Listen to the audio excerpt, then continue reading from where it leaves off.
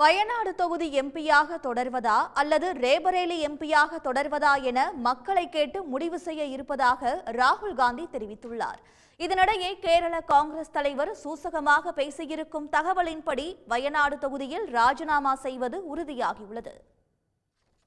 மக்களவைத் தேர்தலில் 2 தொகுதிகளிலும் வாகை சூடிய ராகுல் காந்தி வயநாடு தொகுதிக்குட்பட்ட மலப்புரத்தில் வாக்காளர்களை சந்தித்து நன்றி கூறினார்.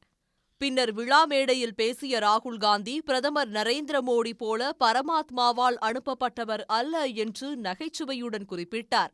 தான் ஏழை மக்களை கடவுளாக நினைக்கும் மிகச் சாதாரண மனிதன் என்றும் கூறினார்.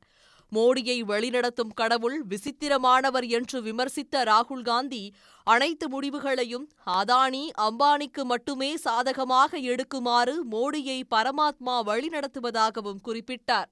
Modiji has a strange Paramatma. Paramatma makes him take all the decisions in favor of Adani and Ambani.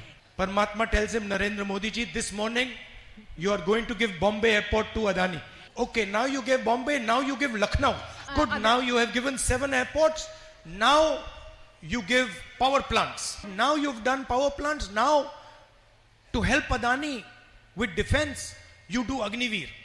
But unfortunately, I do not have this luxury because I'm a human being and God does not order me. In fact, it is for me, it is much simpler. My God is the poor people of India. தொடர்ந்து பேசிய அவர் மக்களவைத் தேர்தலில் முதலில் 400 தொகுதிகளில் வெல்வோம் என்று கூறிய பிரதமர் மோடி பின்னர் 300 தொகுதிகளில் வெற்றி என எண்ணிக்கையை குறைத்துக் கொண்டதாக ராகுல் கூறினார். அதன் பிறகு 300 தொகுதிகளின் எண்ணிக்கையையும் கைவிட்டுவிட்டு மோடி தான் கடவுளால் அனுப்பப்பட்டவன் என்ற பிரச்சாரத்தை கையில் எடுத்ததாகவும் ராகுல் விமர்சனம் செய்தார்.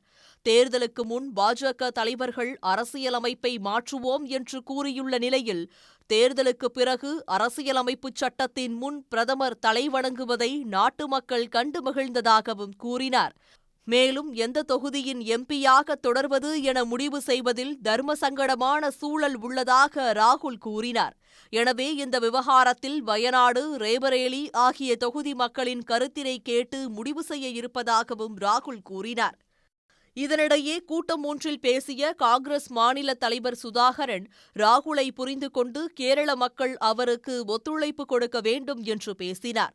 தேசத்தை வழிநடத்த வேண்டிய ராகுல் காந்தி வயநாட்டிலேயே இருப்பார் என்று நினைக்கக்கூடாது என்றும் சுதாகரன் தெரிவித்துள்ளார். അതുകൊണ്ട് നമ്മൾ ദുഃഖിച്ചിട്ട് കാര്യമില്ല, നമ്മൾ മനസ്സിൽ പ്രയാസപ്പെട്ടിട്ട് കാര്യമില്ല.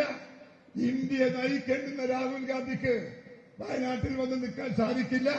അതെല്ലാ ആളുകളും മനസ്സിലാക്കുക, അത് ഉൾക്കൊള്ളുക. പ്രിയപ്പെട്ട രാഹുൽജിക്ക് எல்லா பாவங்களும் நேருக. சுதாகரனின் இந்த சூசகமான பேச்சின் மூலம் ராகுல் காந்தி வயநாடு தொகுதி எம்பி பதவியை ராஜினாமா செய்வார் என்ற தகவல்கள் வெளியாகியுள்ளன. உடனுக்குடன் செய்திகளை தெரிந்து கொள்ள சன் நியூஸ் பெல் ஐகானை கிளிக் பண்ணுங்க.